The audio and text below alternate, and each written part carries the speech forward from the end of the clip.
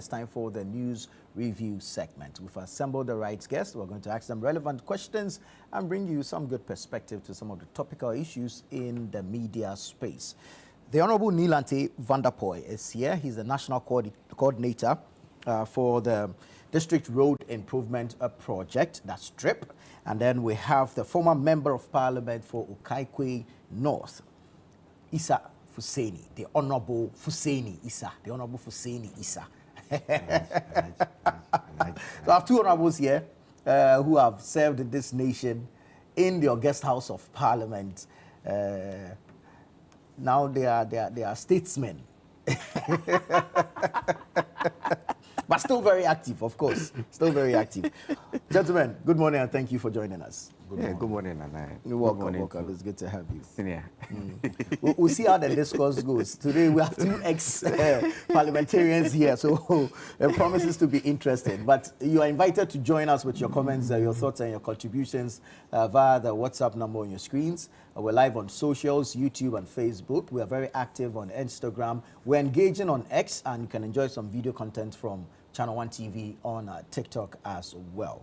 So our first story for today has to do with the fight against corruption.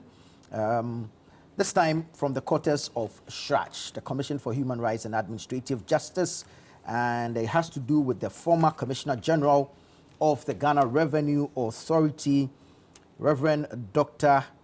Amishadai Owusu Amwa. So CHRAJ has ruled that the former GRA Commissioner General be barred from holding public office for 5 years and has referred him, along with the directors of Rana Motors Limited, Sagel Motors and Trading Company Limited, and Telino Ghana Limited, to the Attorney General for possible prosecution. Now, CHRAJ's investigations found that the contracts awarded through single source procurement were irregular and led to a financial loss of nearly 9 million Ghana cedis to the state. The Commission also recommended sanctions against the companies for misrepresenting their ability to execute the contracts and urged stricter enforcement of public procurement rules to prevent future abuses. Honorable Vanderpuye, I'll start with you. The lawyer for the companies involved in this is Joseph Pemka, and he has responded to the claims by CHRAJ. And if you like, he says that he insists that the companies acted within standard commercial procedures and that the allegations of inflated pricing were based on a misunderstanding of how vehicle procurement works in Ghana. CHRAJ does not understand how vehicle procurement works in Ghana. Honorable Vanderpuye. Well, first let me say good morning and to our viewers and to all of you here in ChannelOne TV, and to my young brother, Fusini. It's a long time since I saw him. You know. He didn't listen to me.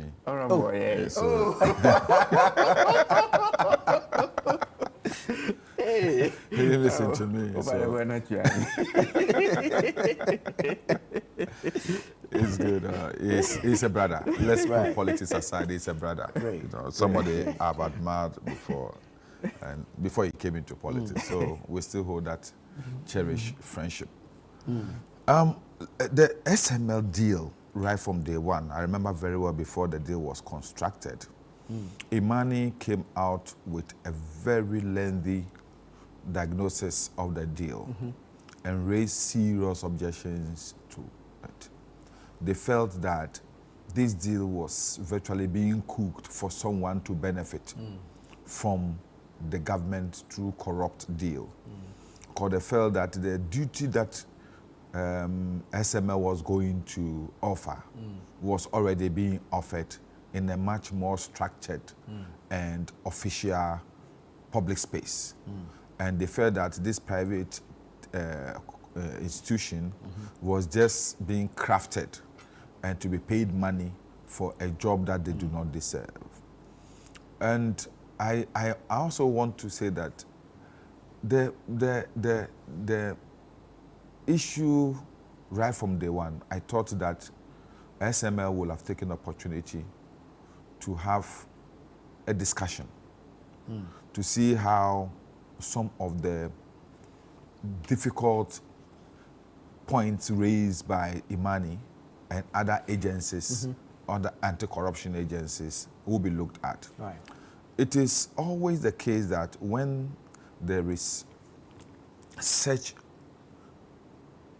a vehicle created and then issues are raised, right from the infant stage, I think it is prominent that people who are behind the promotion of that vehicle should hold break, sit down, look at the issues that are made, because you are a human being, and as such, you may not be the repository of all knowledge. True. You would have thought that this is the way to do this.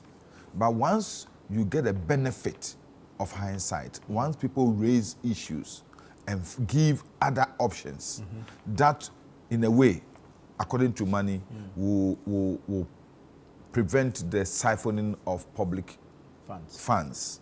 It is important that you sit down and transparently or engage him in money and look, please, just give us some little bit of consultancy or insights into the things you have observed, because we didn't look at it from that perspective. Because sometimes in your anxiety to get a deal through, you will only be looking at your side, what is coming to you, and you may not be looking at what will affect the public purse. True. So I think they should have done that right from day one, because they had a great opportunity. Many times I heard Franklin Kujo, I heard Kofi Bentil, all of them talking about it. And I thought it was just issue of somebody being intransigent, somebody deciding not to listen, because the person may have his ulterior motive. That's why. But then for Council Penka to say that the procurement... But Honorable, I mean, so that's on the SML. Yes. Also involving Reverend Amisha. Yes. But the CHRAJ issue has to do with procurement of vehicles for GRA. Yes, I know. I'm coming to that. So he I don't know whether his posture then as a Reverend Minister thought that he was infallible. Because because when Imani raised those issues about the SML issue, the same person, just around the same time, they also raised issues about the purchase of vehicles. True. So the purchase of vehicle was the issue that went to CHRAJ. Because somebody within a citizen raised the issue and petitioned CHRAJ. And I thought that it's just a matter of engagement. Because Nana, you said this is the cost of B. And somebody raises an issue and says the cost is just expensive. There is the same product being sold on C market at the same price. Except you want to tell me that there are some specs about this one that do not, or that are peculiar, or that are customized for you. I wouldn't have anything to say. But if you cannot really pinpoint or bring out certain things that make your product unique, that make it so different from the ones on the market, and I said the different prices or the price variations, then I think it is always important that you listen to the people. And in this issue, I will ask, even when the PPA, when the PPA drew their attention to it, what did they do?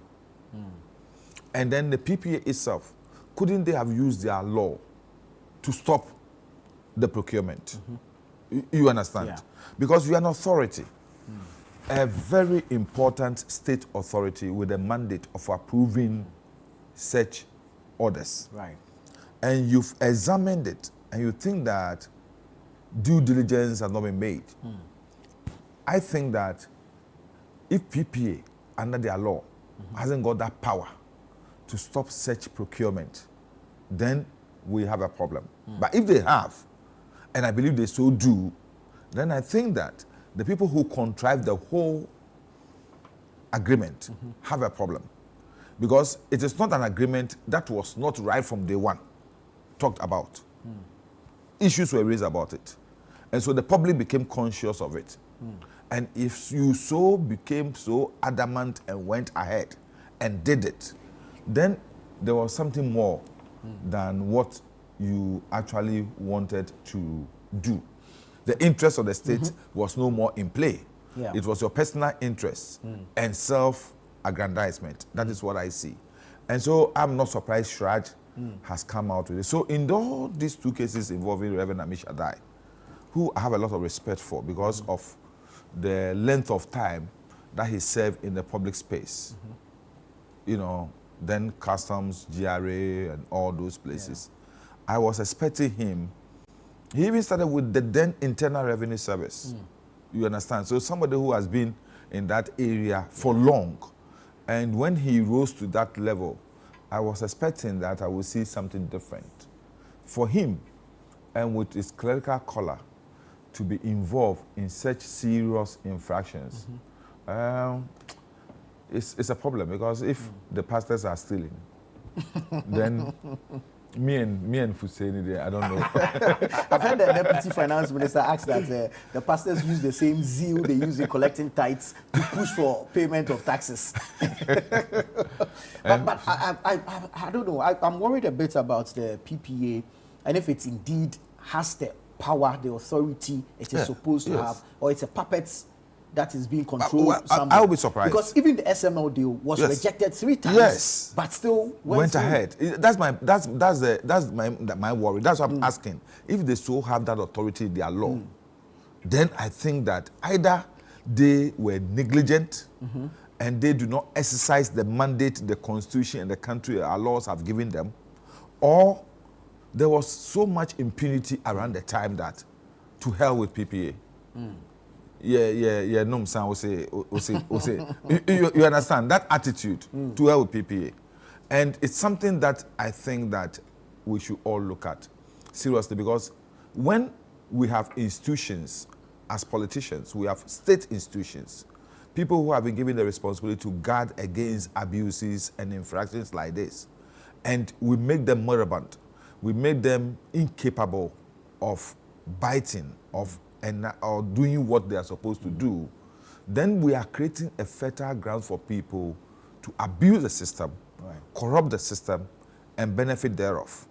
Because if those institutions that will check and possibly prevent such abuses are made impotent, then it becomes difficult for them to exercise their duty. But then I think that when they raise the objection and they saw that the purchases and the procurement have gone ahead, I think I saw something in their law that should have given them the opportunity to immediately raise the red flag and they themselves start the issue of using Attorney General to prosecute.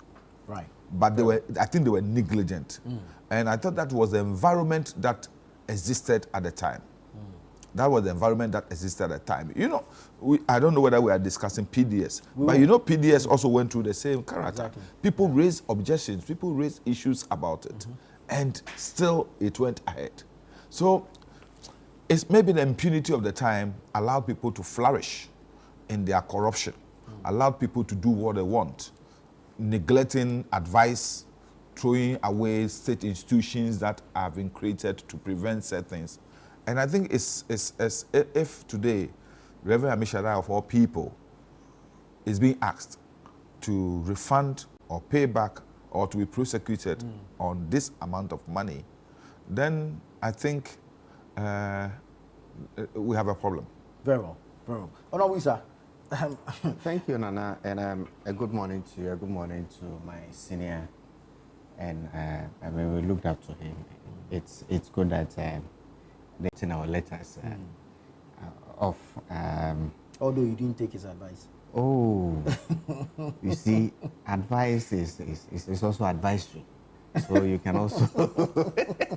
No, but when you have been brought up the way he was brought up, and the elders say that what elders see sitting down, young men cannot see even when they stand on a tall Iroko tree. In this day and age, you see, with a lot of so maybe some information that you have access to. I mean, the elders might not. Anyway, let me congratulate your sister station. City FM on their 21st anniversary. Yeah. And I think that I almost forgot the name. You changed the name, ChannelOne. So we take the name of the TV is ChannelOne, but the radio station is City FM. I think that you should consider some of us as part of the family. So on occasions like this, Samens, I mean from Uncle Nate through Samens to Bernard and all of that, you should remember and co-opt us. It's great to see this business flourish and have this national impact. Thank you. We wish that the next you 21st. people always mention Uncle Nick. What about my brother, my uncle Kojo Vanderpuye? I'm saying what I'm privy to. Okay. I'm not privy to the other Okay. side. What I'm privy to is what I. And so we wish you well. We hope that 21 years from now we'll be here. Ghana will be intact. Ghana would have made progress, and your media empire would have also expanded in leaps and bounds. Amen. So all the best in the next 24 Thank years. you. We're grateful. Back to Reverend Amishadai.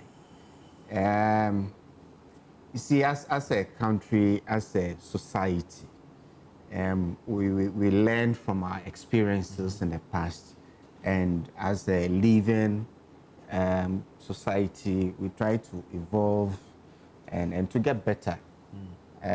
This whole idea of having a public procurement authority was thought of at a point, all in an attempt to fight graft, which has become part and parcel of our people. You see, when we talk about instances like this, we also have to cast our minds back to where we have come from.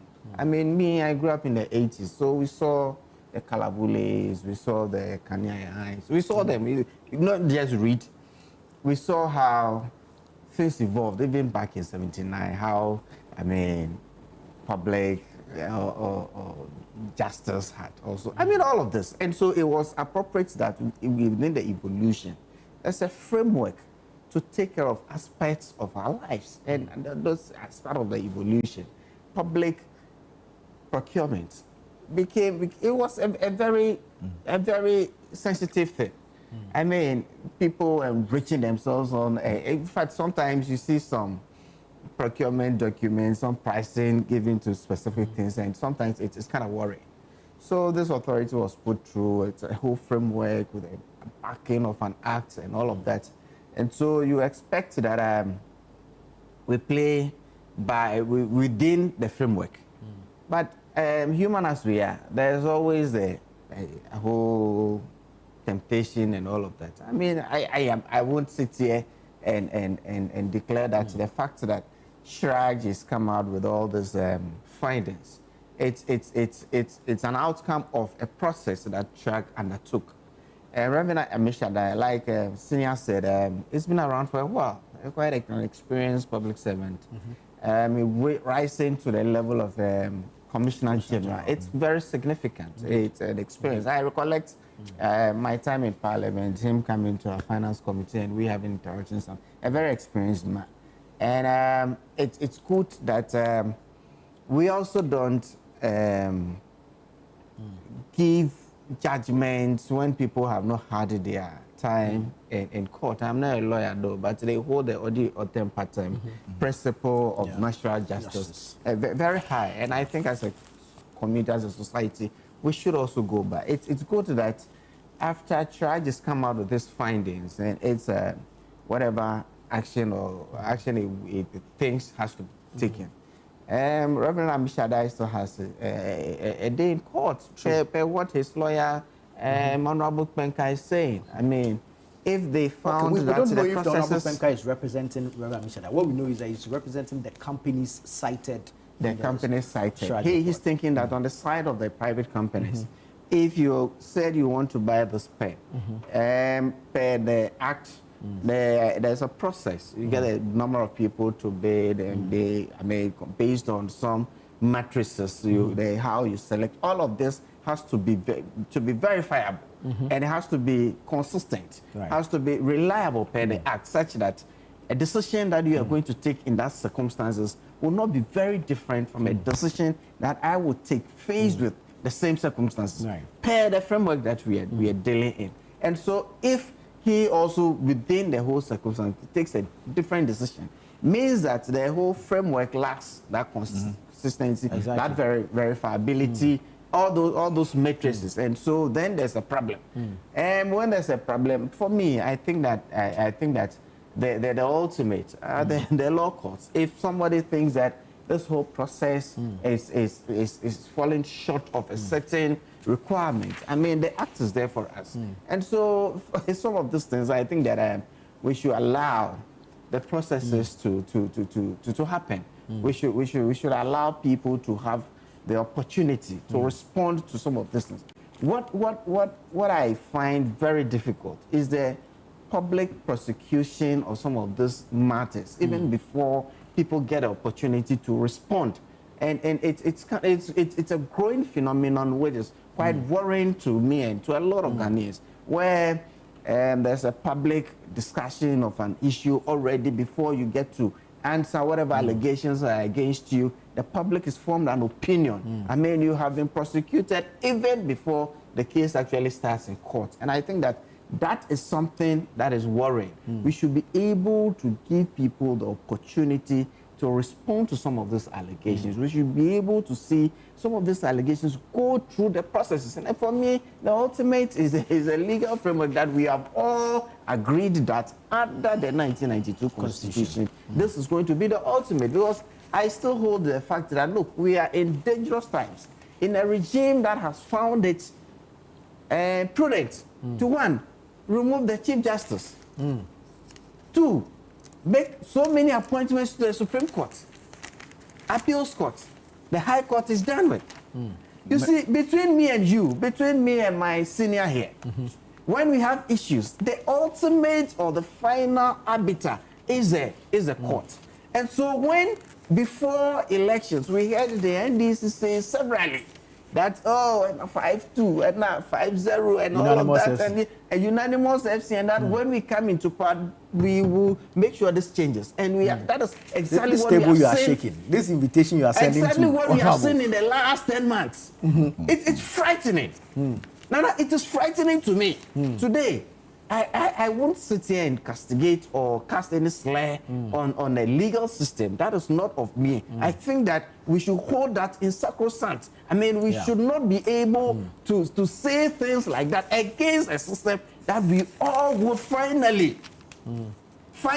we will all go there to be subjects of those institutions, right? But when it happens like this, then you think that perhaps there is something under the table that we don't want to. No, we shouldn't. Unfortunately, this is where we are.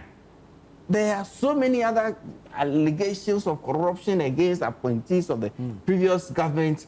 But what I think is that, look, let us allow all of these things to go through the processes. Look, under the NPP government, we had cases go 7-8 years. The Opuni case, in fact, the financial sector cleanup issues that came out, the ambulance.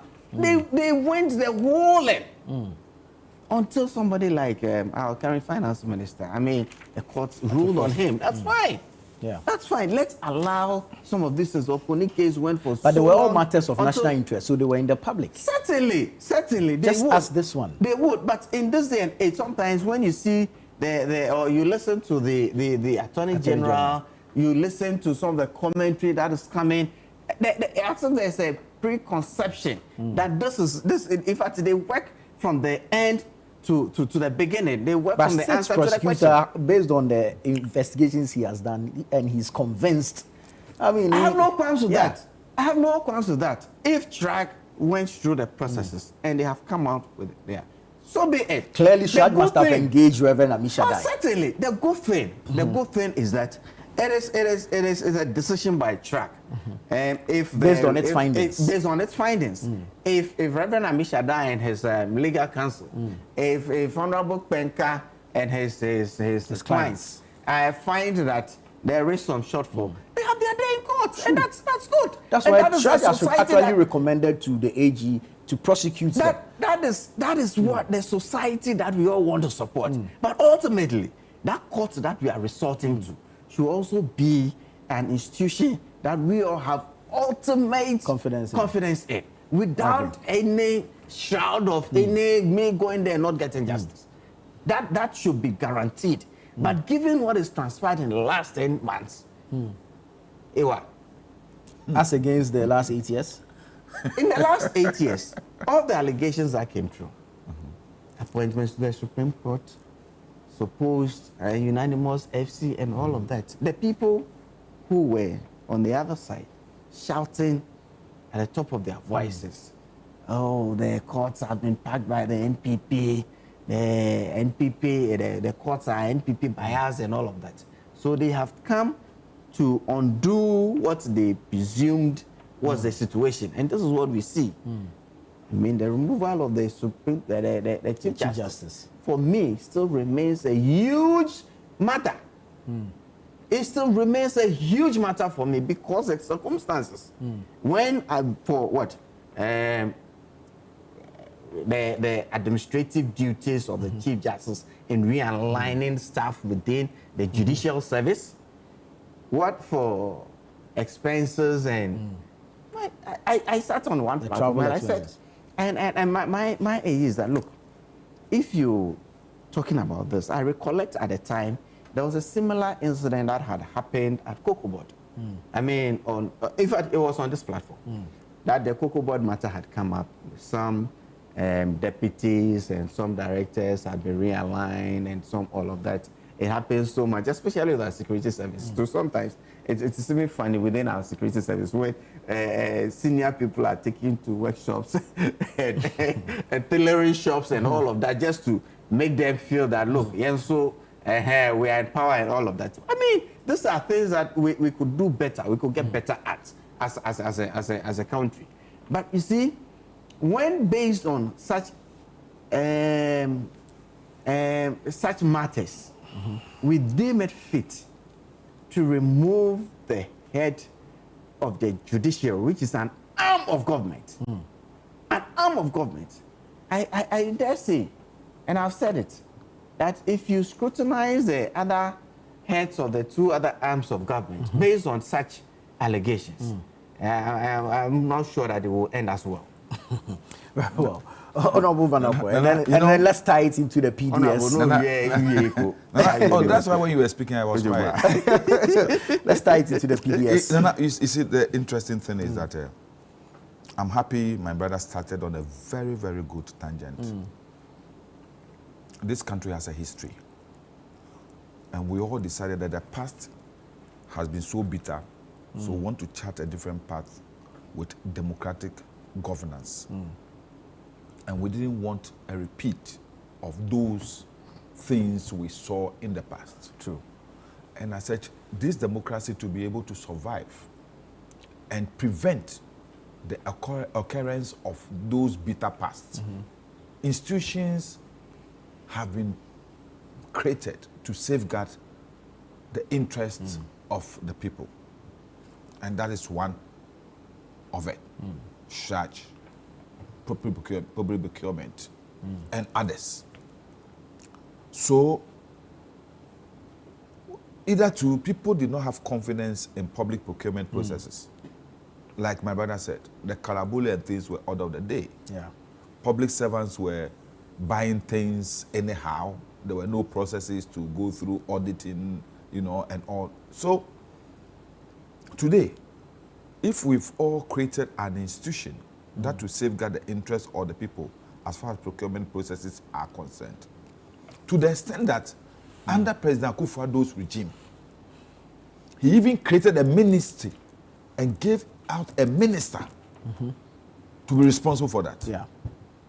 And we all thought that was going to be a stimulus to prevent those infractions. And then we have a situation where people, in spite of all these, were abusing the system. Then it is important, as he said, that we look at the structure of the institutions. Yes, maybe we created the institutions, but over the period we will now see that people can still circumvent the powers and authority and that the institutions have. So what do we do to strengthen those same processes in order to make the objective and the mission we set for ourselves more prominent. That is one. And such things are what we are seeing today. I don't want my brother to make it seem political, because I don't think that CHRAJ has any political color. No. CHRAJ is an institution that all of us can go to. Yeah. It's an institution that protects ourselves, our rights. So it was good that this went to CHRAJ, and CHRAJ has come out. And CHRAJ, unlike the traditional courts, make recommendations, and then the prosecutorial authorities will now pick it up. True. And the person will have his day in court, as he said. I don't want this one to be politicized. This is not being seen as a political. It's somebody who was negligent in his duty, bypass advice and let me say, advice and authority that is supposed to go through. And so, bringing in the Supreme Court and all this and this thing, to me, I thought was out of place. Out of place, unless Fusini want to do politics. And I don't know him to be doing that. Right. Yes, I thought that he was not one of the people who That's what I was questioning against sending that invitation because, to you. Look, because the fact is that still, how many people has President Mama appointed to the Supreme Court? 2. Yeah. 2. Virtually 2. The other one, the third person, was already one of the nominees by the previous government. Yeah. Justice Dennis Ajay. Yeah. And the law. Yes. the law and one other person. What if you talk about we've never, and I don't think President Mama will ever get to even 20% of what Akufo-Addo did when it comes to the issue of the Supreme Court. I don't think he will do that, knowing him for who he is. President Mama, if you talk about the lower courts, it was your government that proposed that more appointments should be made to the lower courts because there were too many cases that the judges were handling. So you even proposed that we should have weekend courts. You understand? Which was untraditional though, but we all thought that if that will expedite justice, let's have it. And a former CJ Sofia Akufu even just yesterday mentioned that we shouldn't cap the appointments to the Supreme Court because of the caseload. Thank you. So the issue is something that all of us, and this issue of the Supreme Court, the capping and all the rest, have it become one of the issues that is before the Constitutional Amendment Committee. Right. So let's see. There are also people who are involved in the judiciary. They know what it is. Some of them are legal luminaries, like Professor Prempe and the rest. They know if the appropriate recommendations were made to all of us, it will come back to Parliament. You and I, our people are there, and they will vote on it, and we'll see what we have to do. But the fact is that I don't want us, you see, as soon as we try to politicize issues about corruption, infraction, and such open thievery, what we are creating is that we are creating a situation where people in politics will continually become an endangered species to the people outside. True. So politicians, they are the same. Yeah. They are all thieves. They are. I don't want anyone to call me a thief. You understand? So I want a situation whereby if I do something that is not right, that is outside the law, and my attention is drawn to, correct myself, apologize, and move on. But situations where it is obvious that this particular issue, the people involved were cautioned, were warned. We even had a CSO like Imani bringing out and telling you the part you were chatting was wrong, and you still go ahead and do it. It's either impunity, it's either you do not respect the law, or it's either you yourself think that you abide the law. And that is what I'm saying that was akin to the past regime. Because it's not one case, it's not 2 cases, it's more. We've had more than 4 cases where there is this apparent, let me say, disregard for the appropriate laws and regulations that border on set things. The PDS is an example. We also have the what do you call it? The SML. The SML. We had the Oh, this one that they are prosecuting Ken Ofori-Atta over. Yeah, Ken is the SML. No, not only the SML. Not only the SML. The Ejapa, okay. the Ejapa which was restructured. The Japadie which was restructured. You know, so all these things are issues that we need to look at critically as a nation. Look, me, it is not, I will not celebrate somebody being taken to court, being found guilty and jailed. The prison is not a place that I want even my enemy to be. But the issue is that we are in a space that we must also give the people some hope. In those of us who get those gracious opportunities to serve, that, oh, if Nana is given opportunity to serve, there's so much that within the system will insulate Nana from doing what he thinks is right. There's so much checks and balances that will help Nana be able to. But if we make it a point that the political space is a fertile ground for people to just go and then steal money, corrupt themselves, what we are actually making, people are now beginning to have the idea that the fastest route to becoming rich is to go into politics. You understand? Yeah. And Fusini walking here, he's been out of parliament, he's been in government, nobody's chasing him. You understand? Yeah. So if certain individuals are being chased and you are not being chased, then ask yourself a question, what is it that they may have done that I didn't do? You understand? So it's something that all of us must take as, look, let's do anything, let's support what is that. You may have problems with the way Attorney General has been handling this matter, but I've said that it is not out of place. It's a style. He has not judged the people. He has not said anyone is guilty. He has preferred charges. He has explained what he did in order to arrive at those conclusions. And it's done everywhere. We've seen it several times being done. If you say our judicial system is not akin to that, it's not familiar with that, we are familiar with that in other jurisdictions where we claim we learned our law from. So why is it surprising to us? And those people will go to court. If they are able to exonerate themselves, so be it. But if we bastardize, then what we are doing, we are creating a sense of fear that we are all guilty. And so let's even condemn the Attorney General and let the whole world see him as already prejudging the case and also giving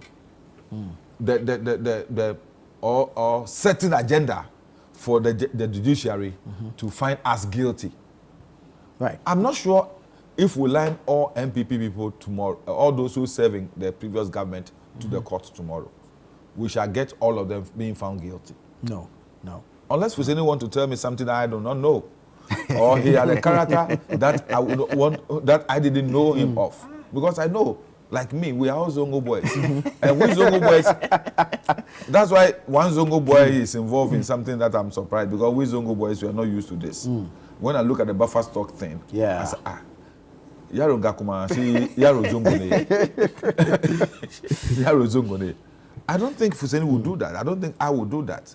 Because in Zongo, we are raised in such a way to love one another, to protect one another. You are not. So in Zongo, you see somebody leaving something here. The person will go and come back and come and meet it. It's still there. That's the Zongo I grew up in. I don't know about the AI Zongos we have today. The Gen Z Zongos. He can tell me. Very well. Because he's still in the Zongo. You see, you've left the Zongo. Oh, yes. You're in the Estates now. I'm not in the estates, but I'm living more within my GRA enclave. You understand? But when we were all living, I was living in Zongole and he was living at Fadama here. It's there was a culture that we adopted. Right. But you can take the boy out of the Zongo, but you can't take the Zongo out of the boy. So yeah, that's what the Zongo is in me. The Zongo is in this. Yes, it's in me. It's all well and good. But you see, as a society, as a country, we need to make progress. True. And I keep trying for us to learn from the past. Look, we were in this country when we were told through oral that potentially the government of the new the National Democratic Congress, under the leadership of His Excellency John Dramani Mahama, potentially was going to retrieve $21 billion as a result of matters or issues that have been brought to before the oral committee. Before the oral committee. It's an estimate. And I kept saying that, look, this whole thing It's somebody's is not projection. embedded in any framework. It was illegal. What is illegal? It is refreshing to know that Domon Levo, the former Auditor General, has come out to tell us that a lot of those matters were concerned. I have heard the Deputy Attorney General say that some of the issues that were brought to them He says were that- not necessarily. Even the figure he says is Even not the figure, based on yes. evidence. But Yeah. you see, NDC went into the elections in 2024 on that presumption. Oh, Oh, but NPP before Oral election, Oral oral was has not been after set up. was set up even before handing over. Oh, how? But it was set up after the victory. By January, the bastardization is that NDC for Nyaya Kronfo. NDC for? NPP for Nyaya Kronfo. Are you crying for? Potentially. No, I'm saying that perception out there. Oh, please. Look, and so potentially they were going to reclaim 21 billion. Look, the size of our economy is a little over 100 billion. That's like 20% of our GDP. But even if 1 billion is recovered. See, It's a huge win, actually. you see, so the perception you throw into the public, it's not the first time. We Very saw in well. 2008 where bank statements of politicians were, and sometimes even the monies that were showed in those bank statements were even bigger than the Fusini. capital of those banks that were supposed to have put to those monies. J.H. Mensah. And you see, J.H. those Mensah things are scary. J.H. Mensah said something. Have you forgotten? That the NDC for are for. By the time we finish with them, there won't be even a party. Yeah. I keep saying that our history should be a very good guide. Given that he said that way back, it should be a guide. So I won't stand somewhere and say NDC for Nyaya, because I've learned from what J.H. Mensah said, and I will repeat it because going forward, I'm looking for a Ghana where my daughters will grow up and have equality and be able to go about their activities, and I mean meritocracy works. That's the sort of country that I am aspiring to build. So my daughters will come and enjoy. Did you just launch your presidential ambition? Oh, you know what I say never, in politics. Sitting here today in 2025 November, you never know. I have not declared my intention yet. Very well. But given the people who are contesting, I'm sure that there's one factor that differentiates me and most of them. I am an ardent, unrepentant follower of Dr. Mahmoud Bawumia because I believe in his vision. I think that he stands the best chance for us. Don't worry. Come 2028, he has a vision to lead Ghana to the next level. Kennedy That Japan is will it. win the primaries. Kennedy will win the primaries and make you a running mate. After Dr. Bawumia. I will make my declaration. Very well. We'll look I forward said, to it. Ken will win the primaries and make you a running mate. Let's move into Will the you matter accept of the it? PDS. Kemiaka will come. So the Electricity Company of Ghana, ECG, has secured a decisive legal victory in London after an international arbitration tribunal dismissed all claims brought against it by Power Distribution Services Ghana Limited, PDS. Now, the ruling delivered after nearly 3 years of proceedings ends a long-running dispute over the controversial termination of the PDS concession agreement, a deal that was once touted as a major step toward reforming Ghana's power distribution sector. I mean, the history will take us back to 2019, bank guarantee becoming insurance guarantee and all that. I mean, the history is there. But this ruling by the tribunal in London, it does not necessarily put the matter to rest, because PDS will have an opportunity, if you like, to seek review if they are not satisfied with it. But how much of a win is it for ECG in this matter, Honorable? When it comes to this PDS thing, I'm tempted to look at it as differently from what you see, whether it's a win or loss. Look, this whole PDS, listening. That's a keda. See the keda in me, just PDC, CDR, let's. He was within that dispensation. Oh, okay. I was very young. Yes, and you loved it, and you loved it. Oh man, you were happy with the euphoria. You see, this whole PDS thing. The essence of this whole thing was that there was an opportunity for us to resolve or solve one of the teething problems we have in our energy sector. And it's been very evident. I mean, the transmission losses, illegal connection, collection of revenues. These are basically the teething problems. Because look, if you generate power and before it gets to the consumer, you have lost significant bit of it. Who's going to pay for it? And the PDS whole thing, I mean, illegal connections, people using power and not paying. I mean, these are the problems we have in our energy sector. So our engagement through the Millennium Development Authority of PDS was to bring in somebody I think it was MIDA, at the layer who was going to ensure the compact. Millennium Challenge.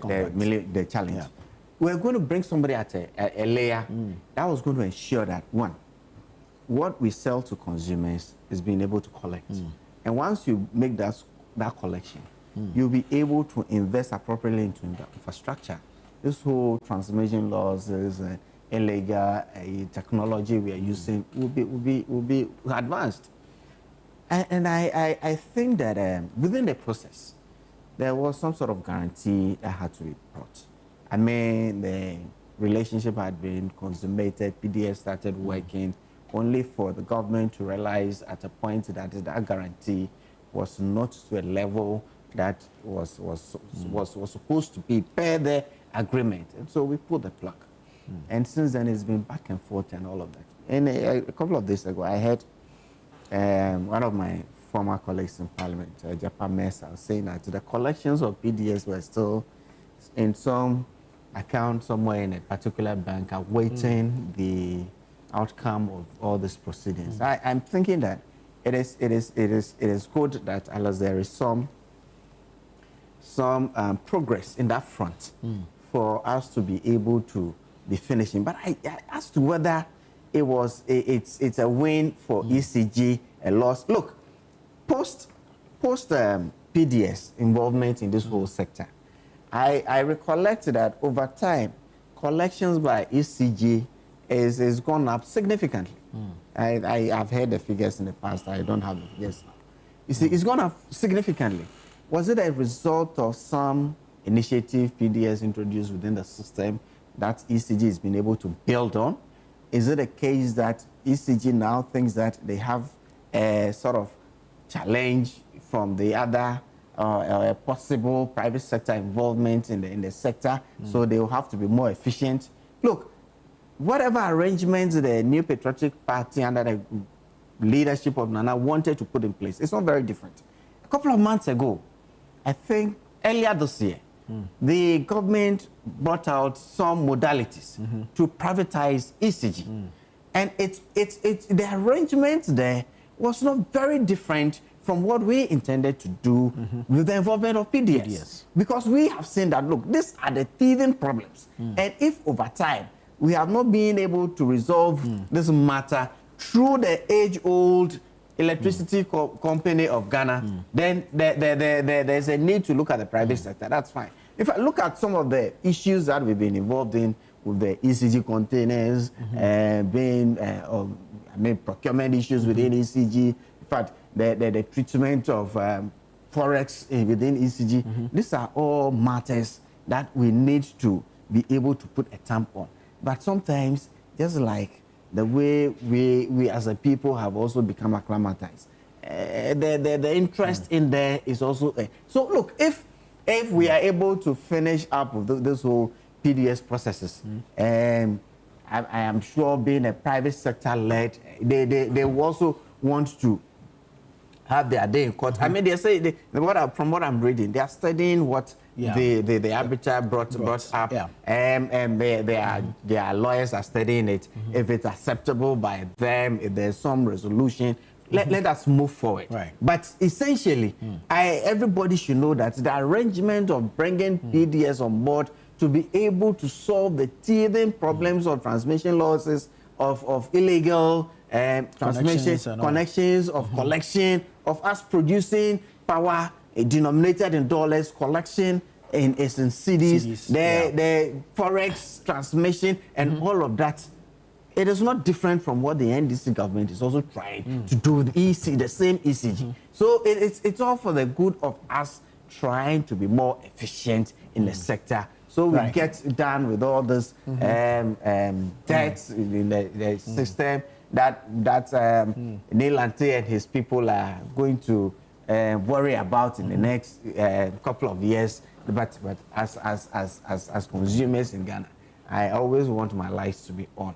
I mean, not just for my, but when the lights are on, people are more productive. And so it's something that we want to see a resolution to. As to whether it's a win-win thing, I think that we need to make progress on the efficiency in the sector. I asked if it was a win for ECG because of the figures involved. Some 390 million would have been paid to PDS if the case had been lost. Would have been lost. That is, PDS would have gained that money. Exactly. But all in all, you see, let's just wait. Sometimes you are very careful not to. The matter started with the guarantees and the payment of these guarantees. I know my very good brother wouldn't want to hear what I'm going to say because of what I can't say covered by. All this PDS thing, I put the blame strictly on the doorstep of Dr. Mahmoud Bawumia. Really? Yes. Subhanallah. Because if he has not varied the conditionality underpinning this, we wouldn't have arrived at this juncture. He used his executive powers. Did he have? No. Yes. Granted him under delegated powers. The president delegated him to handle the PDS. No. The president gave him that authority. Even a minister whose executive the president gave him the presidency. The president gave him the power. The president gave him the power to handle executive the PDS authority rests in the presidency. And fine. I agree with you. I agree with you. But this is a situation where let's put in there. He used. I'm telling you, this is the situation where he used his own discretion to vary the bank guarantee to an insurance guarantee. I didn't say that. Who said it? His own minister said it. That this whole PDS thing was a scam for people to steal money. What's the name of the minister? My very good friend, former MP for Hawaii. John Peter Amewu. Yes, he said it. I didn't say it. I didn't put those words in the mouth of Amewu. He said it. That PDS was corrupt. So he said it was created for people to benefit. Right. And you have the authority at that time to supervise, exercise oversight on behalf of the people of Ghana and on behalf of the president to make sure that this good initiative becomes successful. you think that the people who created it, the media people, the Americans who were together with us, and your own people who were at the Millennium Challenge Compact, didn't know the difference between the effectiveness of a bank guarantee and an insurance guarantee. They knew. Why didn't they go for insurance guarantee in the first place and decide that we should have a bank guarantee? So when you are varying, did you consult with them? You didn't. I mean, who said it? That he didn't know anything about it.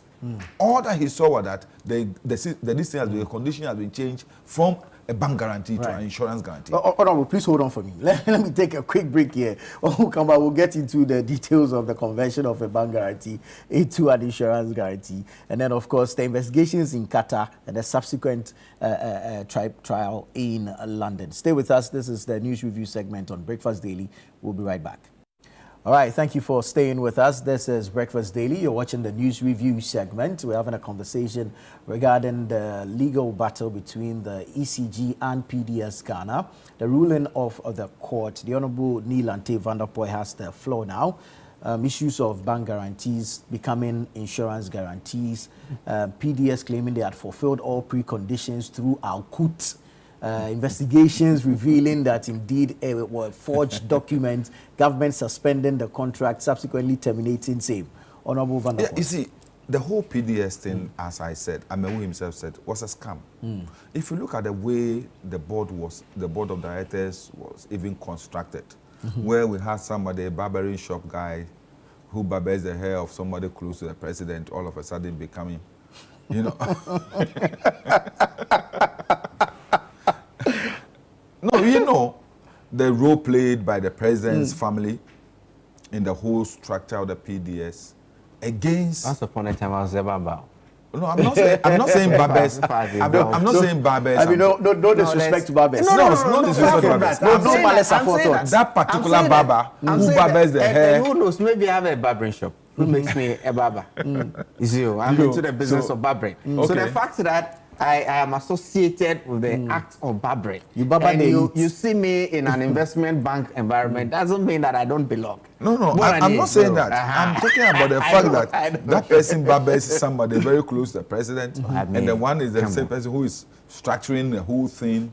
It's like a legal counsel and changing and doing what he thought was right.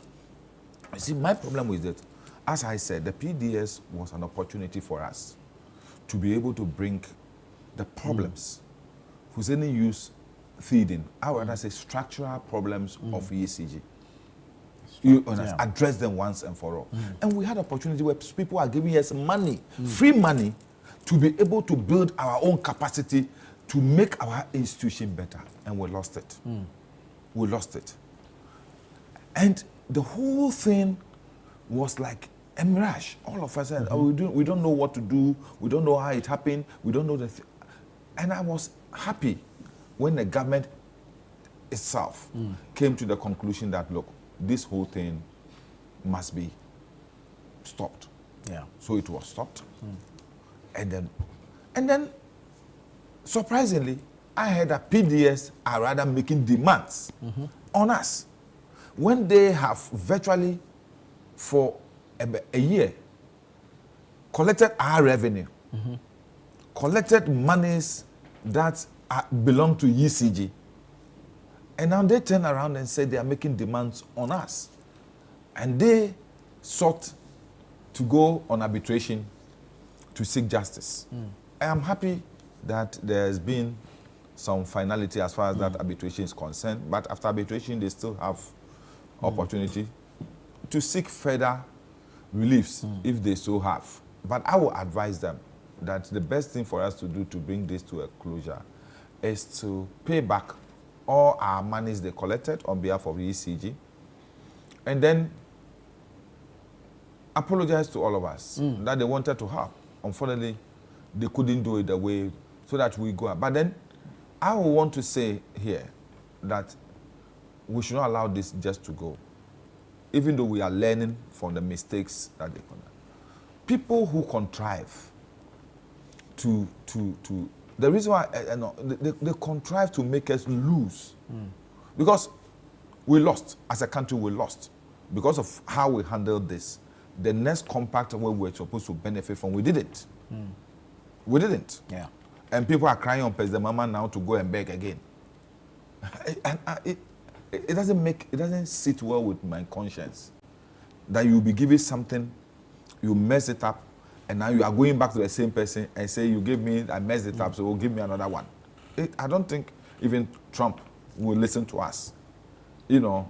And so it's a bother to me, and I think all of us will be interested in how we get PDS to refund all properties, all monies that belong to EC that came to them through that deal.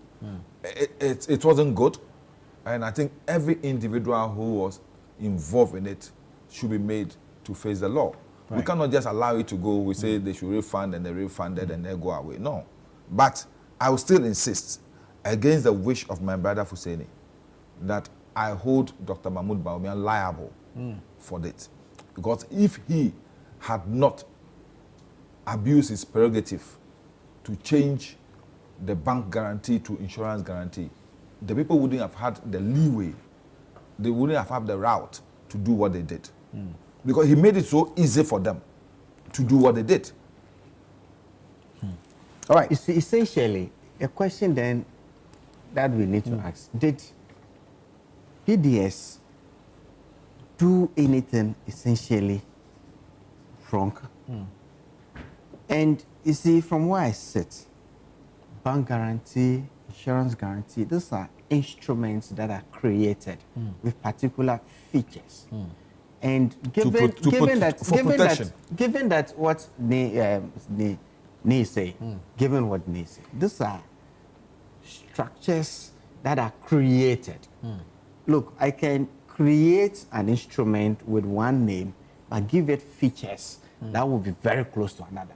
You see, that's the complexity of the industry now makes it. And so whether an instrument is called a bank guarantee or an insurance guarantee, its features are the most important things. But that notwithstanding, the payments had not been made. The documents were forged. You see, refund by PDS and all of that. There's evidence that whatever collections PDS undertook, it's lying on an escrow somewhere in one of the banks. Maybe I'm not mentioning it. But it is. So it is not so following this ruling, government should be able to access it. You remember when the Japan Mesa appeared before the vetting committee was asked, he couldn't answer. And he again said that. He could be on the platform, but when he appeared before when he appointed before the appointment committee, why couldn't he say it? I am not too sure when he. Yes, when he was appointed as a minister. When he was appointed as what, the tourism minister or deputy minister? Deputy minister for energy. I am not too sure. He was asked that question at the appointment committee. I was a member of the appointment committee at the time. I am not too sure what transpired at that committee. But if it's sitting, the money is sitting in some collections are sitting in so an that escrow ECG have access to it. But an escrow means that there are conditions that will make it possible for you to access it. So as the processes go by, if it's rightly something that ECG should have, I mean, it's in our interest to ensure that a company like ECG, which belongs to all of us, is actually put at a pedestal that it can work for us. Great. So it is not essential, but it's also very important for us to mention that the same things that PDS started or was intended to do is what the NDC had proposed this year. And I'm sure they have set up a committee. No, intention is good. The intention is good. Looking at all this. So essentially, what I'm driving at is that we need that action within the sector to ensure that our energy sector becomes more efficient. Very well. But then we should also create grounds for people to take advantage of that action to abuse the system. Right.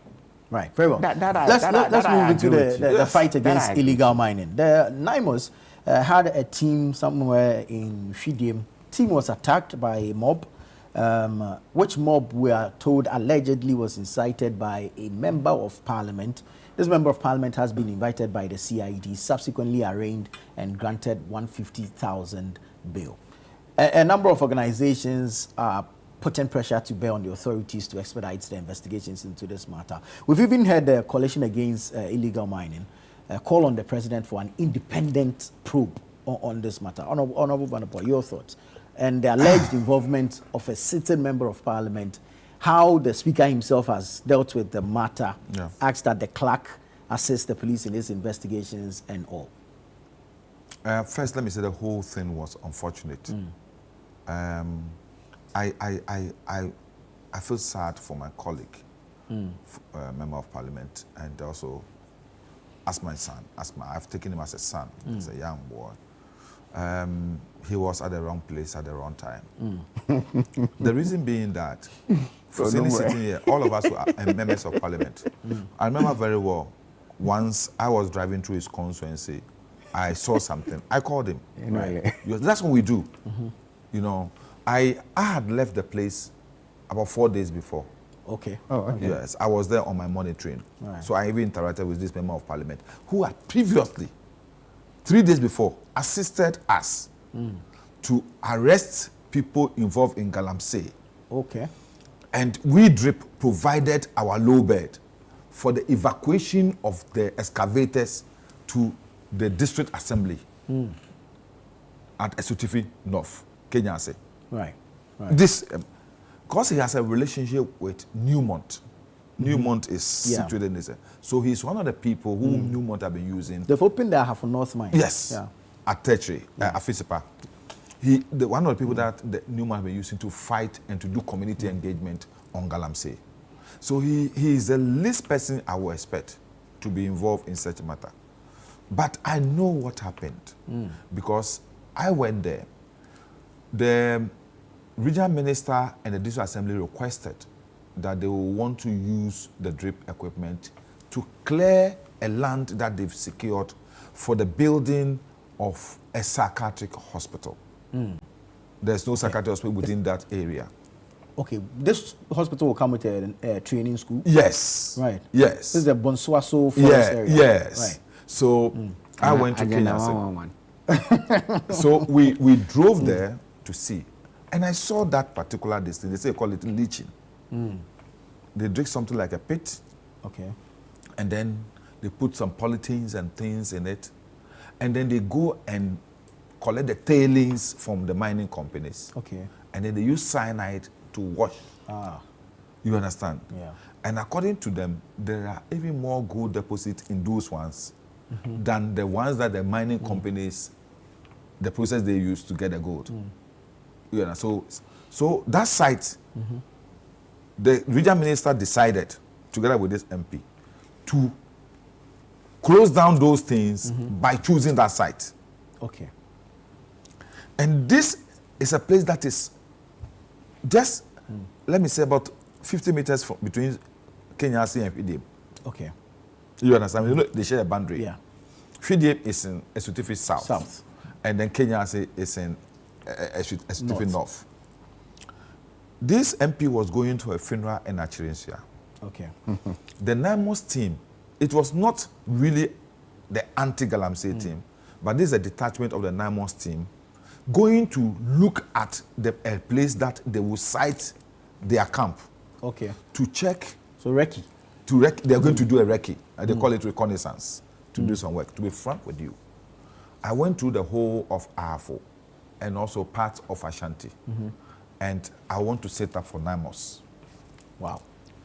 Hitherto, I drove there and I saw the number of excavators and the number of Galamsey sites within that area. Today, you can let your cameras go. They are gone.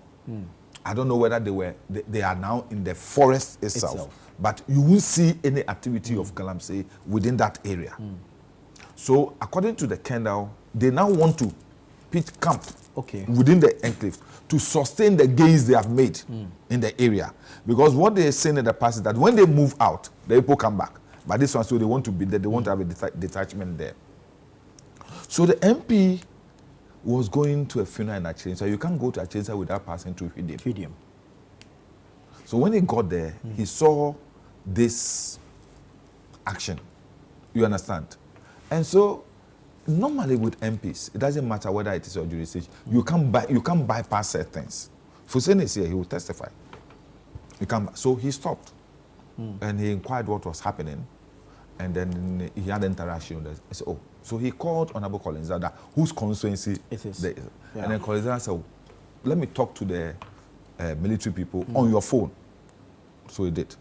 But I think that time, as he was interacting with them, more people got attracted to the scene. And the guys became agitated and then said that the people should be set free. The Naimos resisted and said they are not going to let them go free. They want to take them to the police station and hand them over to the police. But the people went. So they virtually, the Naimos team was only about 10 personnel. And let me say, I salute Colonel Dria for the professional manner he conducted himself. We will have had another Major Mahama on our hands, because for him to have restrained his soldiers, his troops from engaging with this, because soldiers in that situation will want to prove to you that, but they were totally overwhelmed by the sheer number of people, over 200 people against them. They could have killed some, but someone, he would also lost people. But they professionally conducted themselves and allowed the people to do what they want, and then they moved to the police station. I think the situation, I would say, I would also want to commend the Zongo chief for intervening and with the support of some of the Zongo boys, creating a safe passage for the Naimos team to leave. Because the guys, the mob had then besieged the Hidden police station and threatening everybody there. It brings two questions. We need to do more public sensitization and public engagement. Because if these people know the effect of activities of that group of people who were arrested on them, I don't think they will have even waited for the soldiers to act before they will act. They would have arrested the people themselves. And hand them over to the police. But they don't know. So they were supporting blindly.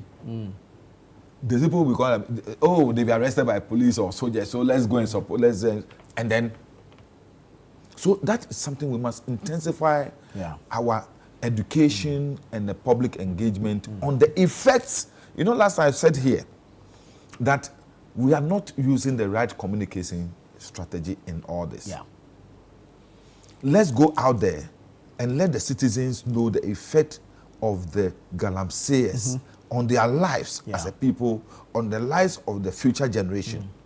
And that is what we will. But then if we just talk about it and allow it to go, and we think that just arresting people, the effect and what is happening to them, the people are not becoming aware of it. Because why would people just come up and want to attack soldiers who are preventing people from destroying their environment? It's because they don't understand the effect of the distraction on their environment. The other one has to do with exceptional crowd control method that was adopted. And I want to commend the soldiers and the police. And as a professional manner, they handled this. Some soldiers will have gone, you know, and then done, and we could have had. And once you engage, yes. So I think the MP has been charged, and I commend Speaker Bagwe, even though I'm not happy about it, for allowing the law to take its course. But then I thought that as an MP, he was still on the line of his duty. And as our Constitution says and our standing order says, his privileges as an MP should have been taken into consideration.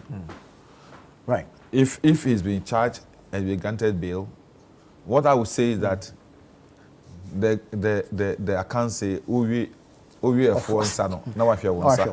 other members of parliament who are jumping should know that the floodgates have been opened. I was a member of parliament when I was hauled to the CID. I was hauled to the CID. And Michael Quay said that, well, as far as he's concerned, when anybody gets himself involved in criminality, the law must take its course. I was expecting Babin to do otherwise and allowed the MP to have his time. But this one, he was asked to just report at the police headquarters, the CID. He reported, and then all of a sudden, he was lucky he got his lawyer to be there. He would have, we don't know what would have happened. He was taken to the district without any preparation. At that time, the charge, he has not even read the charge sheet. So I asked, what charges were preferred against him? There was no charge sheet. He was just taken to the court and being granted a bail. So I think that I am worried about the kangaroo nature of the process, and I think that we are not being fair. But members of parliament, I'm not supporting, because as far as we are concerned, the military people have not directly accused him. They said, by the way he engaged with them, it caused the crowd to see. Yes. So we go to court and we see what will happen. But it's unfortunate. I thought that if the thing has happened in his constituency, I wouldn't have had too much to talk about. But in another constituency, so I'm even looking at his capacity to even mobilize those people within that. So it's something that we all have to look. Honorable sir, your thoughts on this matter? And I mean, I'm hearing privileges, immunity, involvement. Oh, you see, these privileges, immunities for MPs. I mean, it was as a result of some historical antecedents in Parliament and government, where, for instance, where we had the 137, if government thought that there was a crucial bill to be passed in Parliament, all he did was to get some maybe traffic policemen to stop the likes of Honorable Ni and a few others. So they don't show up in the house. They tried it twice. That is a historical bit to it. And I think that it served us pretty well to this extent. And I think that over time some of these things leak. But with specific reference to what happened in the half of Shidim, I'm hearing another version of the matter, because if you go on my Facebook page, I saw the matter on Bendoche Malo's Facebook page. Okay. I read it and thought it was awful, and I shared it on my phone. That's an account by Erasmus, who has been one of Erastus, he wasn't even but there. Erastus, who we are being told, was not there, so his account is also based on another person's account. Erastus, when it comes to fight against Galamsey, he's been one of the four names that we've all, listened to. Yeah. And so his account of what happened there cannot be discounted. This morning, I'm hearing for the first time about trailings and the use of cyanide to wash those trailings, which were probably more dangerous. They have a name for it. Leaching. Yes. A Beckham boy.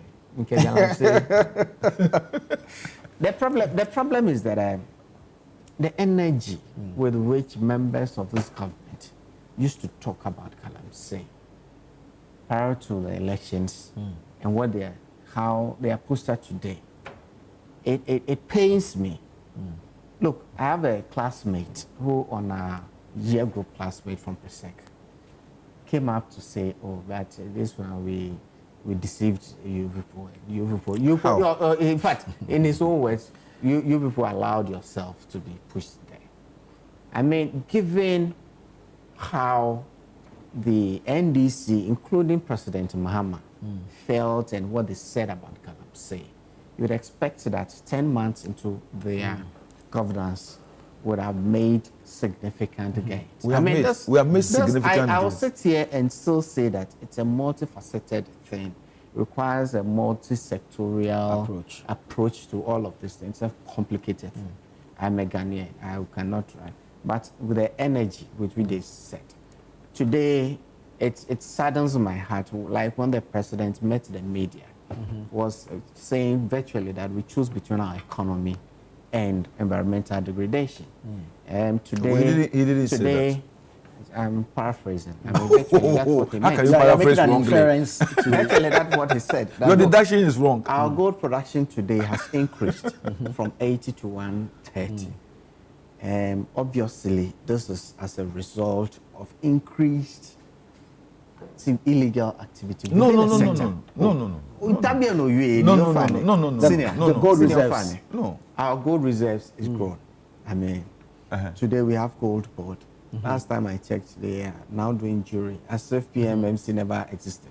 When I was getting married, I PMMC went has to been PMMC. put into the gold board. In fact, I think they occupy the office of PMMC. Gold. They say gold was jewelry. Gold board jewelry. Gold board jewelry. Yes. It's nice. You're diversifying. Yes. It's all good, well and good for us. Yeah. The energy. The president is in opposition. The president is admitting that our economy today is hinged on activities. When did he say that? Activities within the illegal Fusini, mining please, sector. Fusini, you are not Because used. You are not used. You are not used to this. I have a voice I can play to you. No. You are not used to this. Please, I have a voice Not, I can. He please. admitted that gold production is increased from Yes. 80 tons to 130 tons. Yes. And they believe that this will be linked to, and even that he said that prior to that, foreigners were making the gains within the sector. Yes. And so for the money to leave, it will be better for us Ghanaians does to benefit does it from mean that illegal activity. the government. He went on to He didn't say talk that. about employment and the number of people who are engaged within the sector, and so we had to decide whether we are going to get engaged within the sector legally or illegally. Illegally. Oh. So we are going to decide whether. Are you not surprised? Are you not surprised about this? this? It's a very serious matter. I'll give you a voice to play. Yes. If you promise me you play that voice, I'll give you the yes. If you promise me you play that voice, I'll give you unfortunately, our time is up. But I don't think that was. See, and so now we have to make a choice. We have to make a choice between our economy getting the semblance of stabilization, which is good for everyone, and our environment going down the drain. Look, at one critical point in our existence, Nana Akufo-Addo had to make a choice between saving people's lives under COVID and getting the economic indicators out of hand at that material moment, because he said economy can be salvaged anyway. People's lives cannot be brought back. Today, we are faced with, you see, for need to admit that people are using cyanide in a place like UDM. And then what's the what protection are they getting? But they were stopped. The effect of cyanide in West they were stopped. will affect me in Accra. Yes. To the extent that but he also mentioned a plan by the regional minister. These days I'm hearing that they are bringing it to Accra to wash. Right here in Accra. The EPA has issued warning on that. So the reaching is happening. Not too long ago, the FDA came out. Okay, Ayilo. Now you can't trust Ayilo as you even that is saying. It's not now. Even that is saying. No, don't say now. You couldn't trust it. You couldn't trust it. We have to leave it here. Our time is up. This is existential. We have to deal with it. And the end is very well. Thank you so much. This has been the news review segment on Breakfast Daily. Don't go away. The show continues with Chris and Philip.